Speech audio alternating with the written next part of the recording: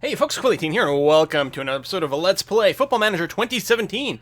Today we have a Champions League or Championship League game, Ayr versus Morton. Morton's in 4th place overall, we're in 3rd place. It's going to be a home game, but it's going to be a tight one. We did beat them twice so far, so both times we've met them, we have won. So we're going to go into there with a little bit of positivity. We'll see how it goes. We've got Gary Harkins back on the field, which is fantastic. Nicky Devlin is still out, unfortunately. And Ralston is going to be starting instead. And other than that, we're going to be playing, I think we're going to be playing a control style. We're going to start off aggressive.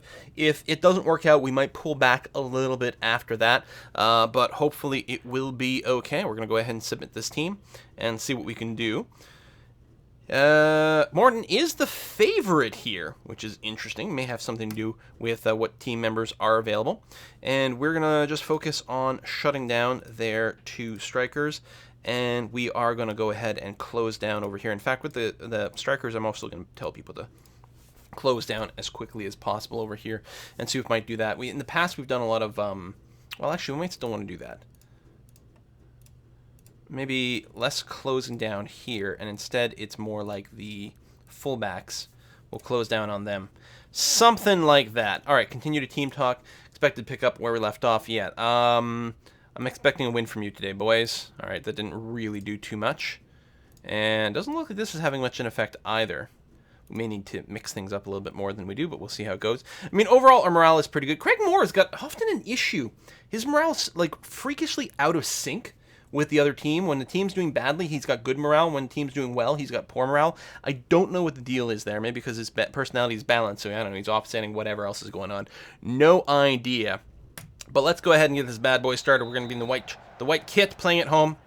Harkins getting involved right away. We still have Mr. Lammy over here joining us. He did very well in the last outing. Kearney moves it deep over. Oh, Moore's not able to get in there in time to pick up the ball, but it was a really interesting passing attempt by one of our playmakers, Mr. Kearney here. Pepper is making a move. Magat has stopped it, and we're back on the offensive. Kearney goes way off to a side to Thomas, which is fantastic. Thomas is struggling to hold on to the ball, gets past the defenders, and actually just goes and tries to nail a shot indirectly. There's like full bravery mode going on there, but Craig Moore was potentially open for a pass. That's a little interesting. Harkins doesn't have a ton of stamina here. I mean, he's been cleared to play, but doesn't have a ton of energy. So he may not play too long. We may sub in Forrest in not too distant future. But we'll see how it goes. Moore's got the ball here. He's trying to skirt around the defenders. Not able to quite get there, so he passes it over to Doherty. It pinballs back to Moore. It does finally get cleared, actually, to Oliver over here, which we're not able to get the ball away. Oh, we are. Does draw a foul, unfortunately. Hopefully we don't get a card from that too early. No, just a foul. And that'll have to do. Caleb Crane pulling it offside at some point. Connor Pepper on the other side is injured. It looks like he hasn't been pulled yet. We'll have to see exactly if he remains in there. The game, yeah, it's definitely continuing. Mr. Pepper with the injury. Oh, no, you were subbed. You were subbed. Okay. So let's go ahead and make sure we've got a mark over there. So McCallum is presumably not as good and may even need not to be marked as closely. You know what? I'm going to go and take that risk.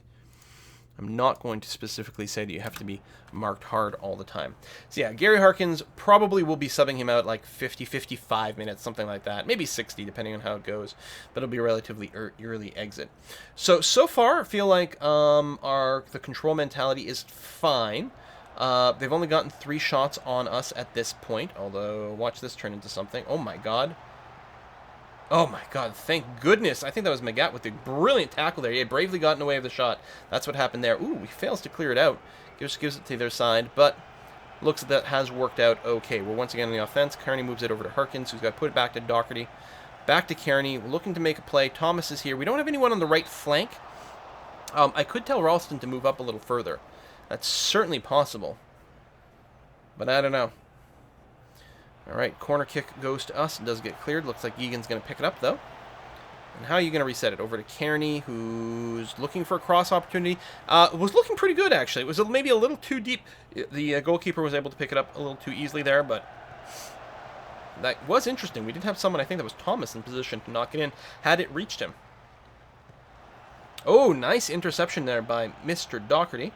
Kearney again, moving it up, looking for a play. Harkins picking it up now. Back to Kearney. We're not moving too deeply here. I don't know why they didn't decide to bring it past them. Like either person moved past. Harkins in particular felt like when he didn't have the ball, he may have wanted to look in a little deeper, but it is what it is. Harkins just coming back, not having a great game at a 6.5 rating so far. And ooh, Daryl McGatt picking up a yellow card. He's been playing like a beast this game, though. I can't criticize him too much. He's made some really, really key defensive plays for us. I'm very happy with it. Kearney does a thing for some reason. I don't know. Here we go. You're going to be 2 minutes of extra time. Well, there was that actual injury, so 2 minutes of injury time certainly makes a lot of sense.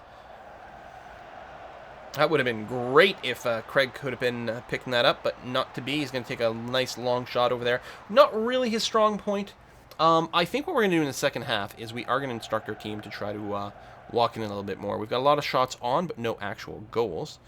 Another injury on the other side. People are going to accuse us of playing dirty here. But that's not what we're trying to do. It's a lot of extra time. Yeah, we'll try to walk the ball, or work the ball into the box a little bit more here. And, whoop. Oh my god. Like, in so many ways we've been dominating here, and then that happens there. They did have a couple of clear-cut chances, I've got to say. Not too many shots, but the ones that have been very, very, very scary here. And yet there's no one on Oliver here, although I'm pretty sure this is one of the people we've said, you got to keep him marked. And we don't have anyone specifically tagged to do that. We're going to take a look at the opposition here. I'm going to yell, like, aggressive. Expecting much better from you. Who is it? Oliver over here. Yeah. Tightly marked and closed down, but there was no one really paying attention to him, and that's kind of disappointing. Harkins, how you doing? You gonna recover a little bit at the half here? Yes, you got a little bit of a pause, so that's gonna give you just a little bit more juice here, and hopefully that will be sufficient. Again, we'll probably take him off in about 10 minutes, but the longer we can keep him in there, the better. He's an excellent player, although, you know, it's not like Alan Forrest hasn't done some good stuff for us. Did score last game. Oh, a bit of a foul there. No injuries though. They are going to get a free kick, but from quite far away. And we're going to be able to clear it, but not cleanly. Oh, there we go. Harkins with a great tackle. Gets it over Thomas, who's all alone on the right flank. He's going to get pinned down quickly, and the passing opportunities are pretty low. Gets tackled away, unless he'd sent it directly backwards to Ralston. That was about all he had there. Kotongo gets tackled beautifully by Doherty, who gets it over to Crane, who's going to try to push it up on the left flank. He really does tend to stay really wide. Oh my god. That cross from quite deep, or quite, I don't know, not deep, shallow, I don't know, from far away, looked really great. Moore wasn't able to get it in there, unfortunately, but ooh, there, Crane with an excellent, excellent interception again. Moves it over to Kearney. Harkins, we're going to get a little clustered in the middle here, though.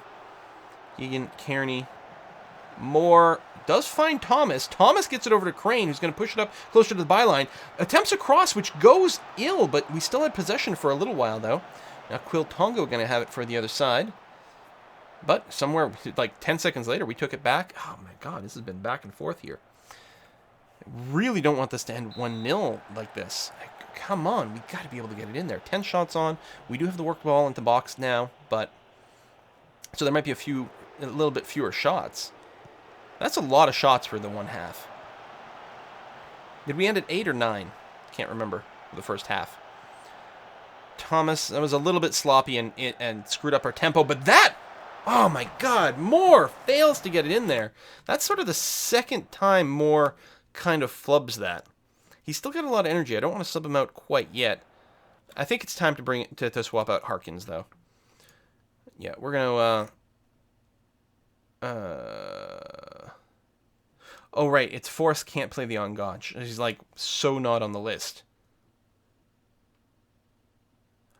Oh, shit. Forrest isn't on the bench because...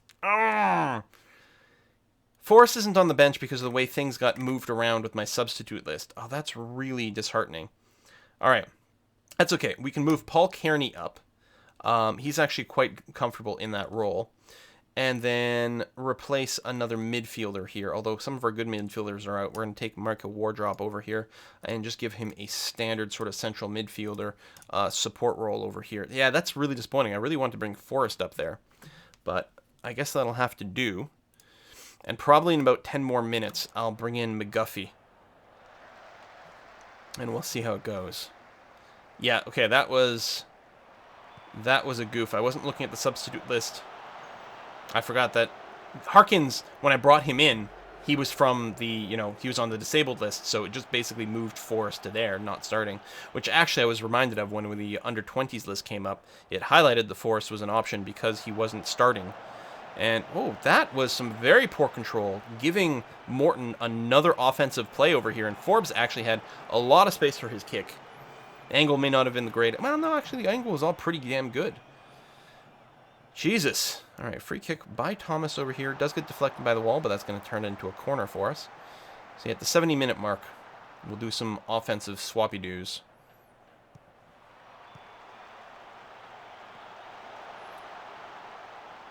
Lammy playing it wide here. I don't think he's got much in the way of crossing skill, or maybe a lot of passing skill. Oh, we are able to keep possession there.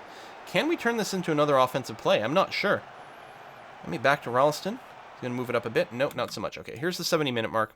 So we're going to go ahead and do that move where we slide Jamie Thomas back, bring Craig McGuffey in, and Jamie Thomas, we're going to tell him to play himself as a target man instead, since the false nine kind of role situation wasn't working so well. Yeah, I think we're going to be okay with this. Any other subs, actually? Because we could do another actual substitute. Like a little further up to the front, but we really don't have the subs for it, is the problem. So bring Peter Murphy over here, maybe? Sure. All right, let's do that. Last 20 minutes. Fresh central defender. Fresh striker. No Calum Crane pulling a foul right away. Hopefully that's just going to be a word of warning from the referee. And not a yellow. Come on. Oh, God. Some of these bits take forever for some reason. I don't know why they play some of these so slowly. Yeah, it is going to be a yellow. Well, that's a shame, but I don't think he was on his limit or anything like that. All right, there's our substitutions taking place. Still outshooting them 13-6. Just get some of those bastards in there. I might change to a full attacking mentality in a second here. Those are pass completion, 75%. So not as stupendous as it sometimes is, although we're still outpassing the other team. Whoa! My God, Calum Crane with the moves! With the moves, and Wardrop, who's not considered one of our pro players at all, gets his first goal of the season, bringing a draw to the table, which, thank goodness for that, because if this was a loss, I would have been very, very, very salty. But it all started, that was Calum Crane. Let's back up a little bit more. Let's admire how much Calum over here is working for this. Look, McGuffey passes to him. He's got the speed, Calum. Tries to do the cross there after maybe a bit of a first touch fail, but then he's able to pick it up again. Gets the Wardrop, and I think it gets deflected. Yeah, it does get deflected off one of the opposing players, although I think it may have been going for the net regardless here. I don't think this would count as an own goal or anything like that. No, it's not counting as an own goal. Wardrop getting the point. Well, that's fantastic. I don't think I'm going to be making strategic changes over here. I still feel like the control play has been correct. And I mean, we're out shooting them like crazy. Not too many clear-cut chances. And is there anything else that I might be able to do, like with the work the ball in? We could look for more overlap to set up a little bit more play complexity, but I don't know. I don't think I want to overdo it with the special instructions. If we're going to do anything, I might go and increase the tempo at this point almost. Woo! McGuffey, he's got a lot of opponents around him, but I was going to say, Thomas did set himself free. If McGuffey could see a pass over there, but there was really a wall of orange between them. In any case, we're going to throw in here, keep the offense up, but it looks like didn't get to anywhere. They're going to get a corner kick here. It's going to be deflected away, thank goodness for that, although they still have control. Another deflection, but again, they still have control. A long shot from far away, leading to a goal kick for us. And so what I'm going to do is I'm going to go to more direct passing again here. See if we might be able to counter a little bit more. And our pass completion's been pretty good. Not stupendous, but pretty good. Doing barely holds on there. We've got 5 minutes left in regulation. Again, I would love to get a win, but I can't complain too much about a draw here, especially after the way things started, although it was very disappointing. 2 minutes left. We are on the offense. There's a possibility. Kearney to Wardrop. We've got a couple of people open on the flanks. Geegan, back to Doherty, back to Wardrop, back to Geegan. I'm surprised they're not making use of the flanks more. Ralston's going to get possession over here, but he's a bit pinned down. Goes back to the middle with Doherty. And they're really clustered there. I don't know if it's, like, too late for this. If I just tell people to play, like, much, much wider. We still got, like, sort of a narrow composition, but it might spread us out a little bit more. It's going to be a throw-in for us with about 45 seconds left. Go route one. Pass like mad. Oh, intercepted there, the throw-in. No, that'll probably be the end of it then. I mean, unless they get something going in the last 15 seconds here. But we had a lot of good defenders in position. So this is our last hurrah. I could have put pass into space as well if I really wanted to move it up quickly. But I think that's going to be it. The referee will give them a chance to finish whatever's going on here. Gets thrown out to a corner for them. And it is going to be allowed. They're going to have one more play here. One more kick at the can. And this is very dangerous. There we go. And there's full time. All right. Well, we did pull it away with a draw. You know, I will say, hey, you know, unlucky. It wasn't our day today. Sure, why not? Injury for the other side as well. Before I forget it, let's make sure to bring Alan Forrest into the substitute list. I don't know if that made a difference, but it may have. Although, ironically, I think I would have pulled... No, it would have been Brian Gilmore that I would have pulled out. There we go. Michael Wardrop is in the substitute list because Robbie Crawford is injured. Normally he wouldn't. He's you know, very much B-teamy kind of thing. But, well, there we go. I mean, we didn't lose. So I guess that's, you know, that's a thing. Rothenboss. He must be scouting on someone. Oh, Lewis Trapp on the other side. Okay, that's fine. It's not one of my players that he's shopping for. Player reacted well. Excellent. You still get your yellow card, which is fine. What's our next next match? Oh, Hibernian. Yeah, away game against a very, very strong team is kind of disappointing. Again, so this draw really didn't do anything to change our position here. I mean, it certainly would have been, if Morton had won that, they would be, so it'd be 36-35. I'd be very unhappy. 37-32, or sorry, it would have been 35-34.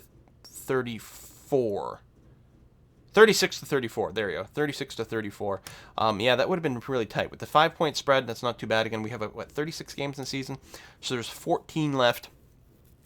You know, we're still winning more than we're losing. We actually got a 2-to-1 ratio there with a fair amount of draws. One of the things that's helping Falkirk is they're really not drawing as much. You know, I mean, they've certainly won, you know, more and this and that, but we're all at 22, yeah. I'm getting a lot of draws. We've got a few draws that I felt like we shouldn't have. This one was kind of legit.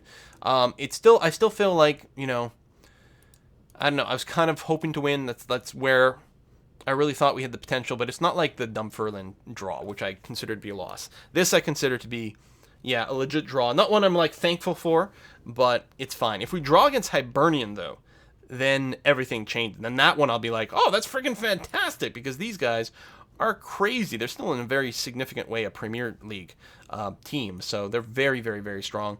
I do expect them to get automatic promotion here, it seems. Well, Falkirk's really caught up to them. Wow, Hibernian must have just lost their most recent game, I suspect. I could go and look at their list, but they must have just lost their most recent game, and Falkirk is still winning. Remember when we were, like, right there with Falkirk, and we may have been able to get into second place? Yeah, that's not going to happen. They've been on a real tear here. Let's take a look at them, actually. Can I check their schedule here? Oh, schedule. There it is. Right there. Look at this. Wow, 4 wins in a row, but really you can extend that to, like, they've won 6 of the last 7. They've won, well, holy crap, they've only lost one in, I don't know, what is that, like 11, 12 games, something like that? They've only lost 1 game in that time. They have been on a ridiculous tear. Wow, good for them. We haven't been doing as well. And Hibernian, I mean, they're obviously doing quite well, but it would be interesting to see if they happen to be on the downslide. No. They actually have a televised match for the Challenge Cup quarterfinal. Those things bring in huge money. Oh, no additional money was given for television rights for that one? Really? Oh, that's interesting. Maybe because of the cup or something like that. That is one of the things that can happen if you do well in a cup.